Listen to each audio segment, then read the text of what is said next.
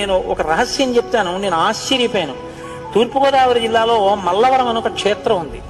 అక్కడ సుబ్రహ్మణ్యుడు, ప్రత్యక్ష సుబ్రహ్మణ్యుడు, ఇంతలా పాము కోనేటిలో స్నానం చేసి శివలింగాన్ని చుట్టుకుని ఉంటుంది. అది పిల్లలు పుట్టని వాళ్ళు వెళ్ళి నమస్కారం చేస్తే పిల్లలు పుట్టారు. డాక్టర్లు పిల్లలు పుట్టారని సర్టిఫై చేసిన వాళ్ళకి పుట్టారు. ముఖ్యమంత్రులు కూడా వెళ్ళారు పీఠాధిపతులు అక్కడికి. ఆ పాము కారణాంతరాల చేత శివలింగానికే తల కొట్టుకుని శరీరం వదిలితే ఇప్పుడు అలాగే ప్రతిష్ఠ చేశారు.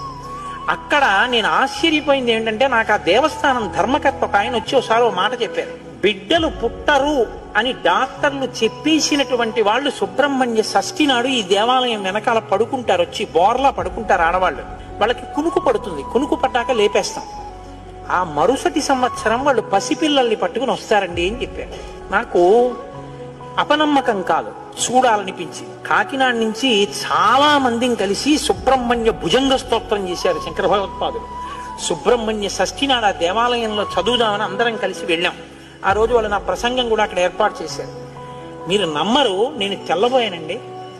ఎంతంత సంపన్న కుటుంబాల వాళ్ళు బిడ్డలు పుట్టరు అని బెంగ పెట్టుకున్న తల్లులు సంటి పిల్లలతో ఎంతో సంతోషంగా వచ్చి ఆయనకి నమస్కారం చేసుకుని, అబద్ధం కాదు, నేను ఎంతో మందిని అక్కడ అడిగాను, ఏమమ్మా మీ